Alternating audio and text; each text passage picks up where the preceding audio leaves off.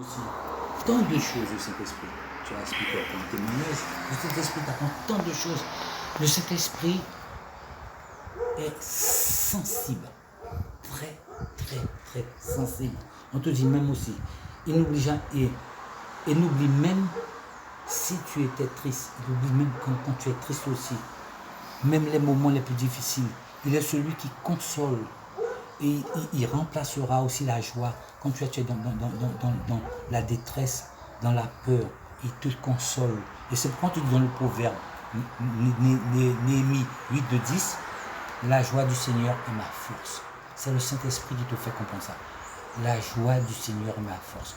Même si tu es dans la tristesse, malgré les difficultés, malgré les problèmes, la joie du Seigneur, c'est ma force.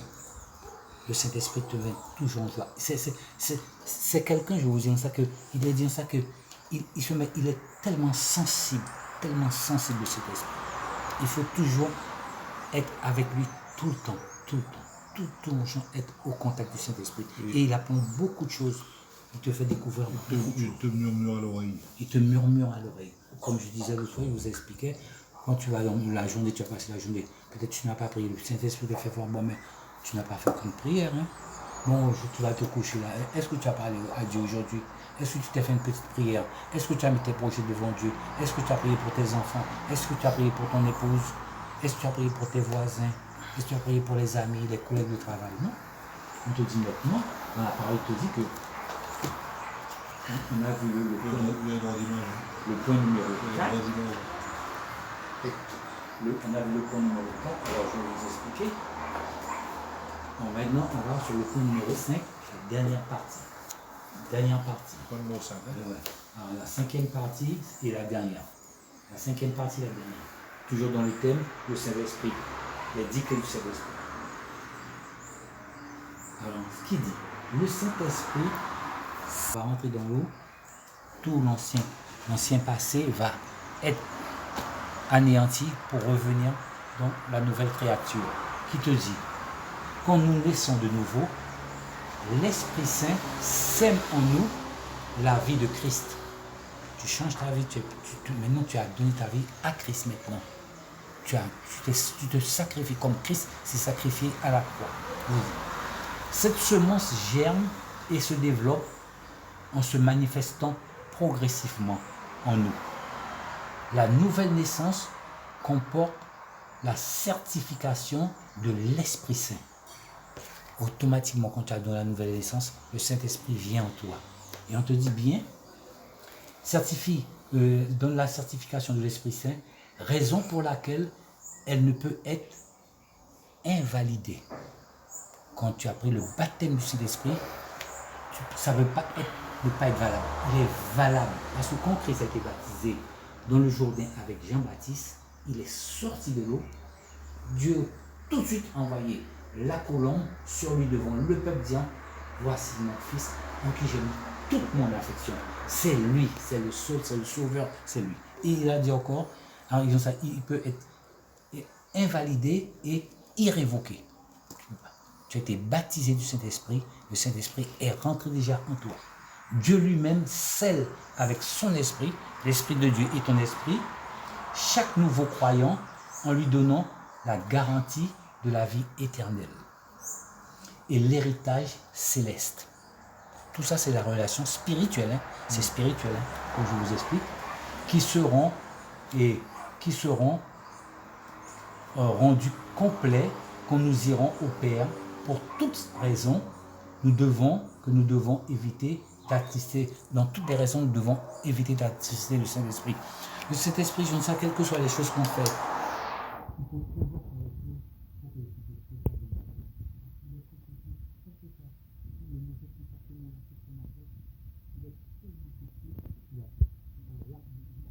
La dernière parole que je vais vous faire comprendre, que Dieu lui-même scelle avec son esprit chaque nouveau croyant, quand vous allez faire le baptême, en lui donnant la garantie de la vie éternelle et l'héritage céleste, qui seront rendus complets quand nous irons au Père.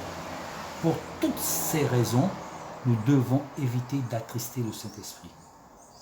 Il est écrit, vous allez prendre note, dans 2 Corinthiens 1, de 20 à 22. Pour le moment, on est là. On est des créatures de Dieu. Dieu nous a créés à son image, à sa façon. Dieu nous a créés à son image, à sa manière. Mais quand tu fais ce sacrifice de baptême, tu donnes ta vie à Christ, tu viens enfant de Dieu. Tu es enfant de Dieu. Parce que tu marches avec le Fils de Dieu, le Fils unique de Dieu, avec Christ. Tu vois, c'est pour ça. C'est 2 Corinthiens, je disais, de 1, verset de 20 à 22. Alors, il le dit dans la parole, hein, il est écrit dans la parole. Car ce qui concerne toutes les promesses de Dieu, écoutez bien, c'est en lui qu'est le oui. Je reprends bien encore la parole. Car pour ce qui concerne toutes les promesses de Dieu, c'est en lui qu'est le oui. Oui, O-U-I. C'est pourquoi encore l'amen, comme on dit dans la prière, on dit amen, amen. C'est-à-dire, on est d'accord avec Dieu. Ce que Dieu dit, c'est la vérité. On te dit maintenant, par lui est prononcé par nous de la gloire de Dieu. Quand on dit amen, c'est pour la gloire de Dieu. On prie, on loue, amen. C'est pour glorifier le Seigneur.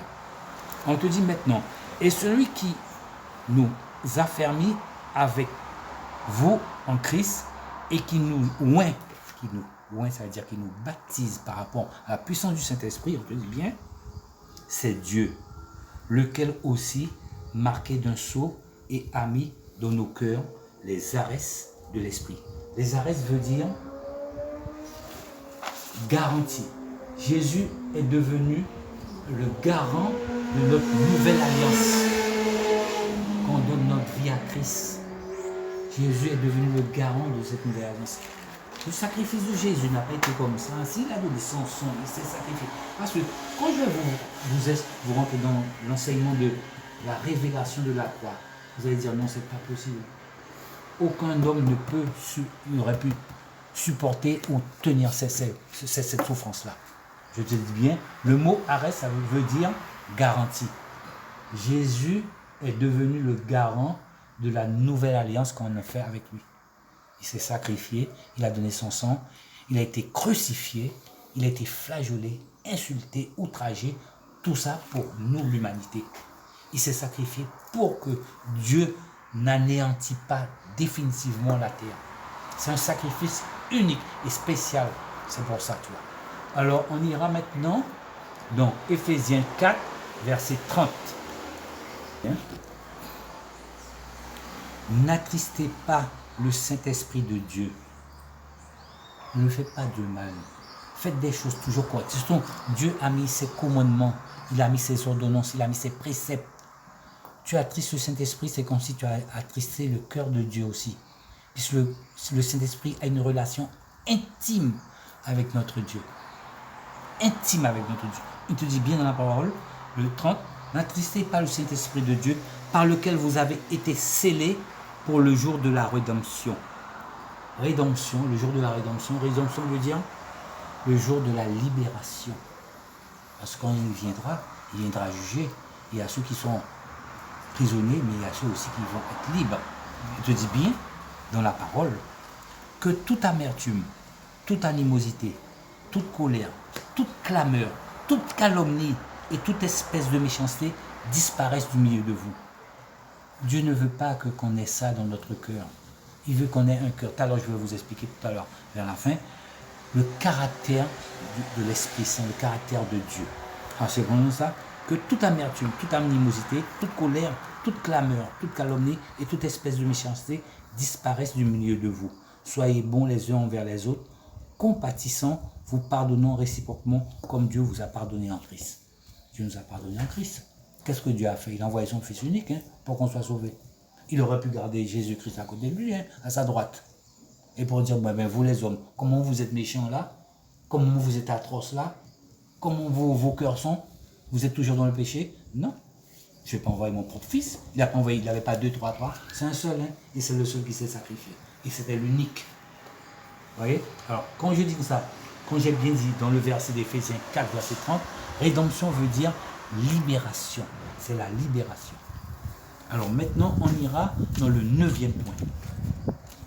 Celui qui a ressuscité Jésus d'entre les morts, écoutez bien la parole, hein, et si l'esprit de celui qui a ressuscité Jésus d'entre les morts habite en nous, en vous, celui qui a ressuscité Christ d'entre les morts rendra aussi la vie à vos corps mortels par son esprit qui habite en vous.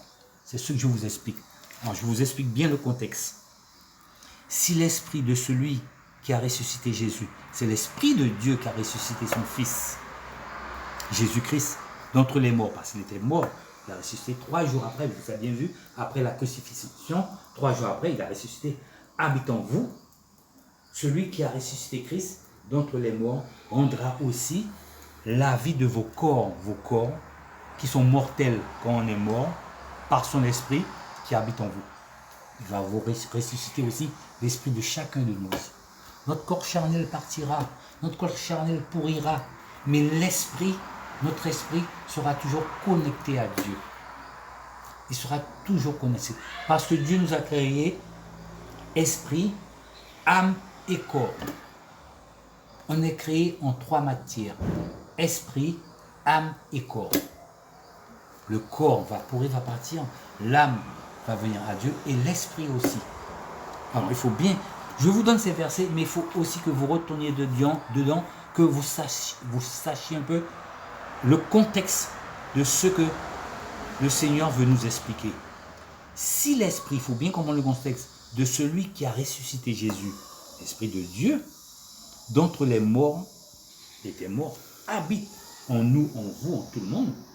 Celui qui a ressuscité Christ d'entre les morts rendra aussi la vie de vos corps mortels quand on est mort par son esprit qui habite en vous. Vous voyez, c'est de l'esprit qui agit.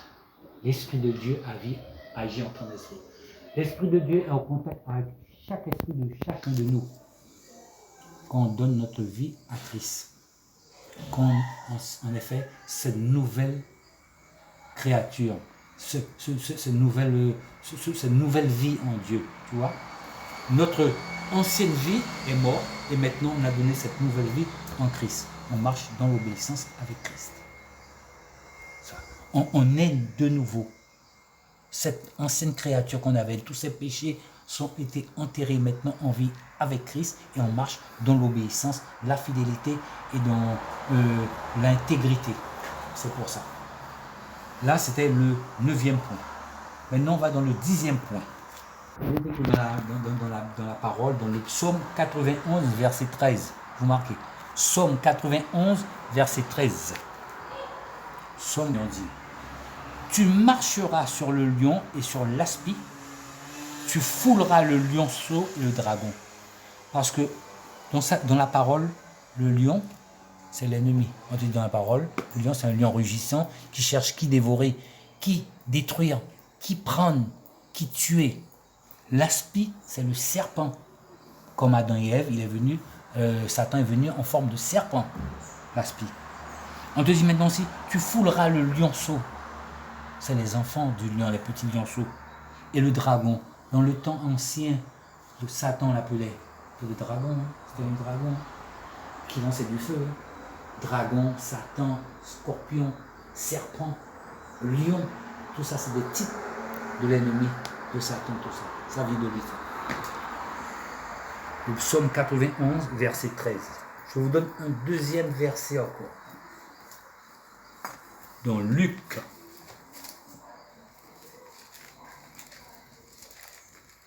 Luc 10, verset 19. Luc 10, verset 19. J'aime beaucoup dire ce verset-là. Ce verset, je le récite souvent. Même il dit ça. Voici, je vous ai donné le pouvoir de marcher sur les scorpions et les serpents.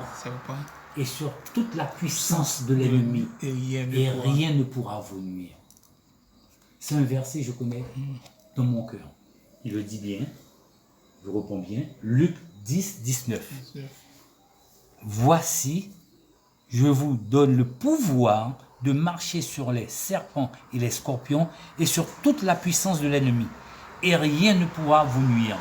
Mais il dit bien dans la parole, continue dans le verset 20, cependant, ne vous réjouissez pas de ce que les esprits vous sont soumis, mais réjouissez-vous de ce que vos noms sont inscrits dans les cieux. On est d'accord, il nous donne le pouvoir de marcher sur les ténèbres, d'appliquer, de déclarer. C'est pourquoi je vous dis, les gars, c'est important de déclarer. Les déclarations sont faites pour terrasser l'ennemi, pour le détruire. Il nous a donné ce pouvoir-là.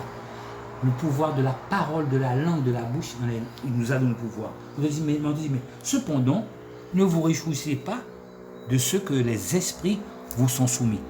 D'accord, vous pouvez les contrôler, mais il te dit bien, mais réjouissez-vous de ce que vos noms sont inscrits dans les cieux.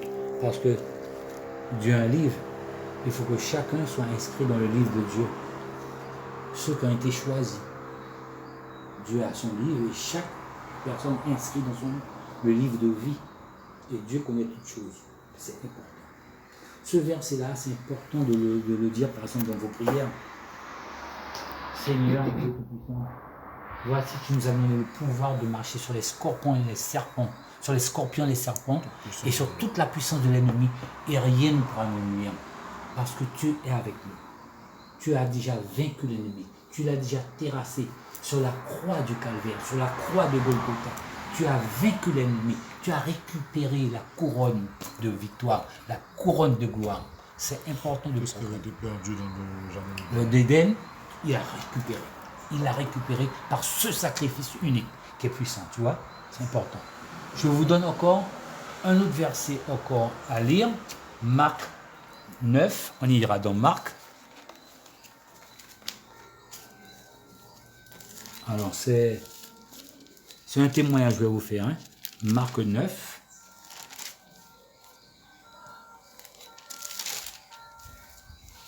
En Marc 9, de 15 à 29. Il leur demanda, sur quoi discutez-vous avec eux? Et un homme de la foule lui répondit, Maître, j'ai amené auprès de toi mon fils qui est possédé d'un esprit muet. En quelques lieux qui le saisissent, il le jette par terre. L'enfant écume, grince des dents et devient tout raide. Vous voyez la puissance des ténèbres qui est sur l'enfant? Vous voyez la méchanceté de Satan, la méchanceté de l'ennemi? Il explique ça à Jésus. Hein? On te dit bien, et devient tout raide. J'ai prié tes disciples de chasser l'esprit. Il a demandé aux disciples, le monsieur qui est dans la foule, il a demandé aux disciples de prier, de faire sortir cet esprit méchant, ce démon, ce démoniaque dans son fils pour le libérer. Il te dit bien, j'ai prié tes disciples de chasser l'esprit et ils n'ont pas pu. Alors, voici ce qu'il dit. Race incrédule. Jésus les répond ça à ses disciples. Race incrédule. C'est-à-dire, vous manquez de foi, vous manquez de sagesse, vous manquez encore de connaissance. Race incrédule, leur dit Jésus. Jusqu'à quand serai-je avec vous? Pourtant, il les enseigne. Ils sont restés 3 ans et demi avec lui à les enseigner. Tous les secrets, tout. Parce que lui, il avait la transmission de Dieu, directement son Père à lui, dans son esprit. Il les transmettait à ses disciples, à ses 12. Attention ça, race incrédule, leur dit Jésus. Jusqu'à quand serai-je avec vous? Jusqu'à quand vous supporterai-je? Amenez-le-moi. Amenez la personne qui est sous l'emprise démoniaque. On lui amena, et aussitôt que l'enfant vit Jésus, l'esprit agita avec violence. Il a senti qu'il n'est pas venu devant les disciples. Hein, parce que comme je vous dis, Satan sait aussi les commandements de Dieu. Il connaît la loi de Dieu, puisqu'il vivait à côté de lui. Il connaît tout. Il est rusé, il connaît toutes les lois de Dieu. Il sait comment aussi venir, avec quel revenu. On te dit bien, aussitôt que l'enfant vit Jésus, l'esprit l'agita avec violence. En train de le bousculer, le faire des méchancetés. Il tomba par terre et se roulait en écumant. Vomissait, chou, mais imagine-toi que le démon là, parce que je vais vous expliquer les choses. Satan, lui, il envoie des légions. Hein. Des fois, lui ne se déplace pas. Hein. Il envoie des légions sur nous. Il n'y a pas qu'un seul démon qui vient. Il envoie 3, 4, 5, 6, 7 démons, 10 démons sur toi. Des fois, tu as un conteneur de légions sur toi. Des fois, tu vois des gens t'en errer là, en slip, en short. Tu demandes, tu dois peut-être dire que peut-être ils doivent être fous. Mais ce sont les légions démoniaques qui sont sur lui. Hein. Le gars ne peut pas contrôler ça. C'est trop lourd. C'est trop chargé. Alors, je continue de dire ça. Il tomba par terre et se roulait en écumant. Jésus demanda au Père. Il invoque toujours Dieu, parce que c'est Dieu qui contrôle, c'est Dieu qui commande. Combien y a-t-il de temps, il demande au père de l'enfant, combien y a-t-il de temps que cela lui arrive?